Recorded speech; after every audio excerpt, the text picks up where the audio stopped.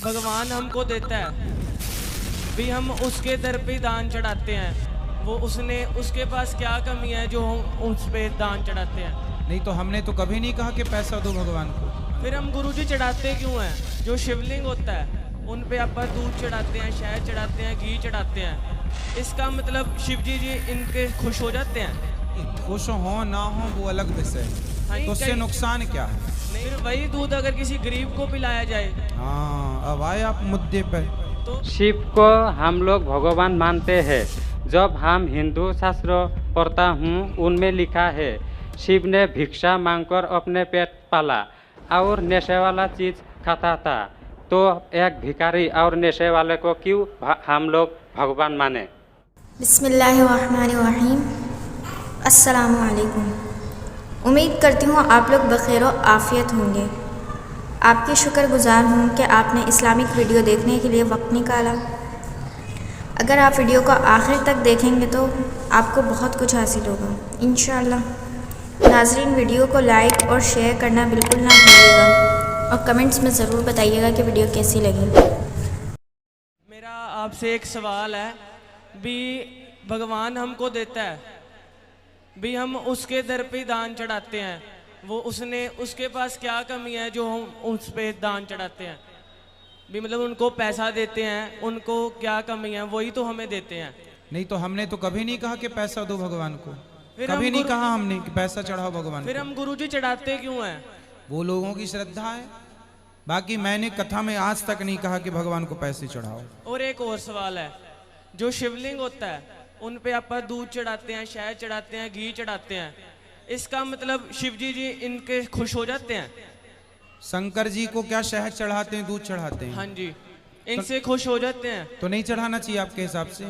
नहीं, मैं ऐसे नहीं कह रहा भी चढ़ाना नहीं चाहिए। जो हाँ। ये पीछे से ही चलती आ रही है भी यहाँ पर दूध चढ़ाना चाहिए, फिर इनसे शिव जी खुश हो जाते हैं। नहीं, खुश हो ना हो वो अलग विषय है। हाँ जी। पर सामने वाले की श्रद्धा है कि मैं थोड़ा सा दूध शिव जी पर चढ़ा दूं, नहीं, तो उससे नुकसान क्या है? नहीं, फिर वही दूध अगर किसी गरीब को पिलाया जाए। हाँ, अब आए आप मुद्दे पर। तो फिर ये ज्यादा शिव जी भी खुश अच्छा ये होंगे। बताओ, आप दूध चढ़ाते हो शंकर जी पे? हाँ जी, मैं खुद चढ़ाता हूँ।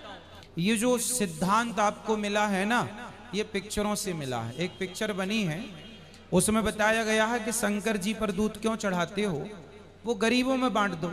यही ना पिक्चर? हाँ जी। अच्छा ये बताओ, उन लोगों ने जिन्होंने ये पिक्चर बनाई कि गरीबों में बांटो, शंकर जी पर क्यों चढ़ाते हो, उनसे आपने कभी पूछा कि आपने जो पिक्चर बना के करोड़ों कमाए हैं उसमें से आपने कितना गरीबों में बांटा?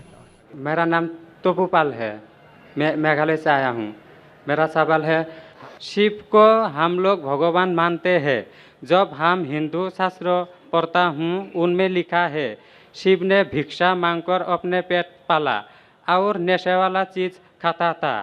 तो एक भिखारी और नशे वाले को क्यों हम लोग भगवान माने? भाई साहब, मेरा जवाब वही है। मैं आपके शास्त्र पढ़ चुका हूँ। ये सब मैं तकरीर में बयान नहीं करता हूँ क्योंकि मैं नहीं चाहता हूँ दूसरी किताब के बारे में तनकीद करूँ। ये मैं मानता हूँ जो आप बोलते बिल्कुल सही है, बिल्कुल सही फरमाते, लेकिन मैं ये सब बात करूँ तो दंगे फसाद हो जाएंगे ना। मैं अमन वाला आदमी हूँ ना। कुरान में भी नहीं लिखे कि लोगों की तनकीद करो। कुरान में लिखे है सूरह अनाम में सूरह नंबर 6 आयत नंबर 108 कि वो लोग जो दूसरे भगवान को पूछते हैं, गलत भगवान को पूछते हैं अल्लाह के अलावा, उनको गाली मत दो। बाकी लोग जो सही भगवान के अलावा दूसरे भगवान को पूछते हैं उनको गाली मत दो, नहीं तो जहालत में वो अल्लाह को गाली देंगे। कुरान में लिखा है कि जो बाकी लोग जो अल्लाह के अलावा किसी और ईश्वर को पूछते हैं उनको गाली मत दो, वरना जहालत में वो अल्लाह को गाली देंगे। इसीलिए जो आप बोलते बिल्कुल सही है, मैं कहाँ कहता हूँ गलत है। सिर्फ उसी तरह और छोटा एक क्वेश्चन है, दो मेरा क्वेश्चन है। पूछे। कल लाइन लेके आया लेकिन मौका नहीं मिला। ठीक है, अभी मौका मिलेगा इंशाल्लाह। बोलिए, पूछिए। हम लोग श्री कृष्ण को सबसे बड़ा भगवान मानते हैं। जब हम हिंदू शास्त्र पढ़ता हूँ उन शास्त्रों में लिखा है कि श्री कृष्ण ने शंखचूड़ के बीवी तुलसी देवी को बलात्कार किया, तो क्यों हम एक बलात्कारी को भगवान माने?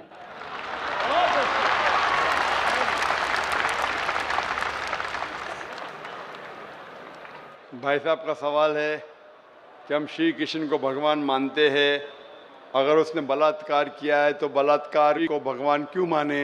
भाई साहब, जैसे मैंने कहा कि मैं हिंदू धार्मिक किताब पढ़ चुका हूँ, वेद पढ़ चुका हूँ, महाभारत पढ़ चुका हूँ, रामायण पढ़ चुका हूँ, और मैं जब पब्लिक में प्रचार करता हूँ तो मैं ऐसा प्रचार करता हूँ, अच्छी बातें कहता हूँ, पढ़ता हूँ सब कुछ, यकसानियत की बात करता हूँ और कहता हूँ, इख्तिलाफ की नहीं करता हूँ।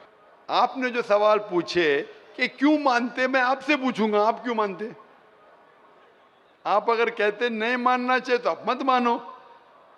तो मैं समझता हूं कि अगर श्री कृष्ण सही में भगवान के अवतार है, अगर सही में पैगंबर है, तो कोई भी पैगंबर बलात्कार नहीं कर सकता है। सर लिखा है तो बोई में लिखा है, किताब ग्रंथ में लिखा है। भाई साहब, मैं जानता हूँ, मैं आपका जवाब देता हूँ, मैं जानता हूँ, मैंने नहीं कहा कि आप गलत कह रहे, मैं आपको कह रहा हूँ ना। मिसाल देता हूँ मैं, लूत अलैहिस्सलाम कुरान में लिखा है कि अल्लाह के पैगंबर है, ठीक है, लेकिन श्री कृष्ण अल्लाह के पैगंबर है, कुरान में नहीं लिखा है। लेकिन अल्लाह के रसूल फरमाते हैं कि इस धरती पे 1,24,000 पैगंबर भेजे, नाम से 25 है, उन 25 में से एक का नाम लूत अलैहिस्सलाम है। जब मैं बाइबल पढ़ता हूँ, बाइबल में लिखा है कि लूत अलैहिस्सलाम ने जिना किया अपनी बेटियों के साथ। जो आपके शास्त्र में लिखा है उससे बड़ा गुनाह लिखा है बाइबल में। तो मैं क्या कहता हूं, वो बाइबल में गलत लिखा है। लूत अलैहिस्सलाम पे मैं इल्जाम लगा ही नहीं सकता हूं, क्योंकि लूत अलैहिस्सलाम अल्लाह के पैगंबर है। अब समझ गए ना। तो मैं कहता हूं कि वो चीज जो बाइबल में है वो मिलावट है। अल्लाह के पैगंबर कभी भी अपनी बेटियों के साथ जिना नहीं कर सकते। तो मैं कहता हूं लूत अलैहिस्सलाम पैगंबर है, लेकिन वो चीज गलत है। जहां तक कि श्री कृष्ण का सवाल है, श्री कृष्ण का नाम कहीं भी कुरान में नहीं आया है, कहीं भी हदीस में नहीं आया है, लेकिन हमारे पैगंबर मोहम्मद सल्लल्लाहु अलैहि वसल्लम आखिरी पैगंबर फरमाते हैं कि दुनिया में 1,24,000 पैगंबर आ चुके। तो कोई मुझसे पूछता है क्या श्री कृष्ण पैगंबर हो सकते, तो मैं कहता हूं मुझे पता नहीं, हो भी सकते नहीं भी हो सकते। मैं ये नहीं कह सकता हूं कि कृष्ण अलैहिस्सलाम, ये नहीं कह सकता क्योंकि मैं जानता नहीं हूं, बराबर ना। लेकिन अगर है भी तो जितने पैगंबर आखिरी पैगंबर मोहम्मद सल्लल्लाहु अलैहि वसल्लम के पहले आए वो सिर्फ उन लोगों के लिए थे और उस वक्त के लिए थे। आज तुम्हें मानना चाहिए आखिरी पैगंबर मोहम्मद सल्लल्लाहु अलैहि वसल्लम। तो इसीलिए इस शास्त्र के बारे में मैं जानता हूँ, श्री कृष्ण के बारे में, मैं राधा के बारे में भी जानता हूँ, श्री कृष्ण की कितनी बीवियाँ दो भी जानता हूँ। श्री कृष्ण की 8 बीवियाँ थी, बाद में जंग के मैदान में 16,100 बीवियों से शादी किया, कुल मिला के उनके पास थे 16,108 बीवियाँ। कितनी? 16,108 बीवियाँ महाभारत में लिखा है, और उन 16,108 में से राधा उनकी बीवी नहीं थी। और आपने जो कहा वो भी सही है। अभी मैं ज्यादा तफसील से बात नहीं करना चाहता हूँ, लोग कहेंगे जाकिर तनकीद कर रहा है, तो इसीलिए मैं इस बात को कतई नहीं मानता हूं कि ये भगवान की तरफ से हो सकता है। आप समझते ना। अगर श्री कृष्ण खुदा के अवतार है या पैगंबर है तो कोई भी पैगंबर ऐसा नहीं कर सकता है। आप समझे ना। तो इसीलिए ये चीज में मैं नहीं मानता हूं। आप मानते ऐसा कर सकते हैं श्री कृष्ण? किताब में लिखा है तो लिखा है तो, लेकिन तो आप नहीं मानते हैं। बिल्कुल सही, बराबर। मैं भी नहीं मानता हूं, मैं भी नहीं मानता हूं, क्योंकि कोई भी भगवान के पैगंबर या अगर पैगंबर जो अच्छे इंसान, पैगंबर तो दूर की बात है, कोई भी अच्छा इंसान बलात्कार कर ही नहीं सकता। पैगंबर तो दूर की बात, आप समझे ना।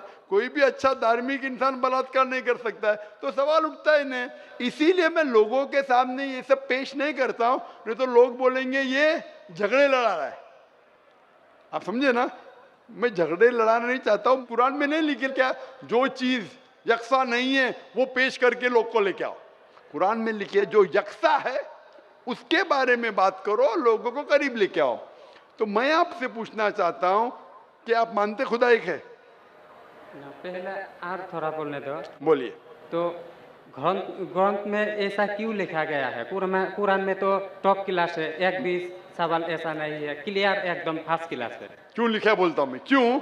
क्योंकि जैसे मैंने पहले कहा कि वक्त के दौरान ये जितने किताबें कुरान के पहले आई, वो महदूद थी एक वक्त के लिए, एक लोगों के लिए। वक्त के दौरान बदलते गई और एडिशन आते गए। जैसा मैंने पहले कहा कि महाभारत असल में जब आप पूछेंगे पंडितों से, महाभारत सबसे पहली बार अर्जुन के ग्रैंडसन ने कहा था। महाभारत उस टाइम 8000 श्लोक थे। उसने दोस्तों से कहा, बच्चों ने, बाप ने बेटे से कहा, फिर वो बाप ने बेटे से कहा, अपने बेटे से कहा, कहने से हो गए 24,000 श्लोक। अभी 8000 से 24,000 16,000 तो कोई ना कोई लिखाएगा ना, खुदा ने थोड़ी लिखे, वो तो इंसान ने लिखे। आज के तारीख में 1 लाख श्लोक है, तो ये सब मिलावट है ना, तो ऐसे मिलावट आती गई। इसीलिए मैंने जब पूछा कि अगर 1 गिलास पानी है, साफ पानी है, 1 कतरा गटर का पानी आपके सामने डालूंगा, गंदा पानी, काला पानी, 1 बूंद उसे मिलाऊंगा तो नजर नहीं आएगा। आप वो पानी पीएंगे? क्यों? मिलावट है। अगर चुपके से किसने मिलाया आपको नहीं पता तो शायद पी लेंगे, बराबर ना।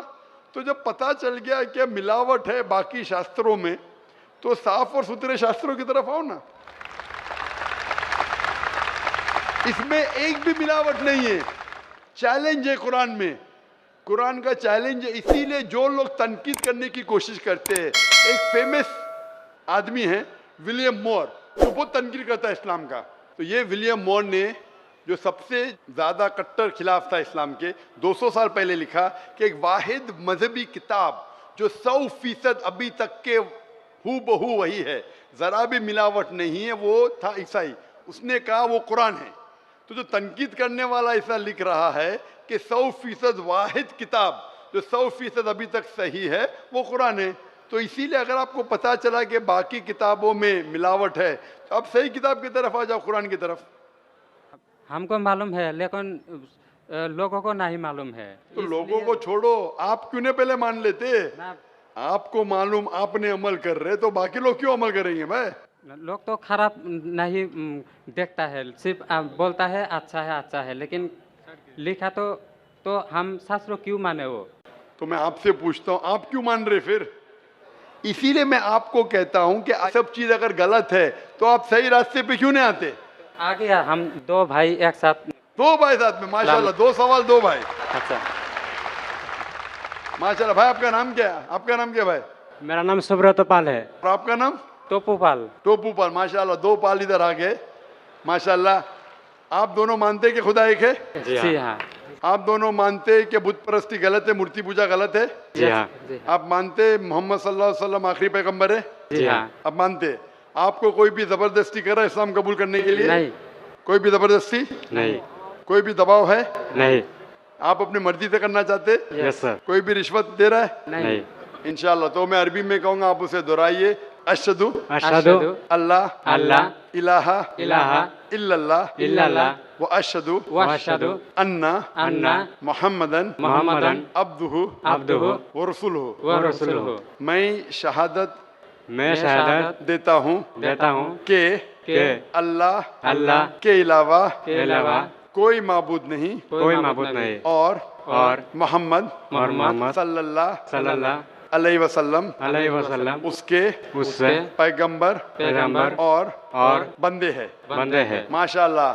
अल्लाह ताला आपकी जिद्दोजहद को कबूल फरमाए, आपको सबसे बेहतरीन जिंदगी दे दुनिया में आखिरत में, और आपको जन्नत नसीब फरमाए, और आपके जरिए और लोगों के दिल के ताले खोले इंशाल्लाह। नाजरीन, वीडियो को मुकम्मल देखने का शुक्रिया। उम्मीद है ये वीडियो आपको पसंद आई होगी। इसी तरह की वीडियोस को देखने के लिए हमारे चैनल को लाजमी सब्सक्राइब कर लीजिए। अपना बहुत ज़्यादा ख्याल रखिएगा। अल्लाह तबारक व तआला आप सबको खुश खुर्रम रखे। अल्लाह हाफिज़।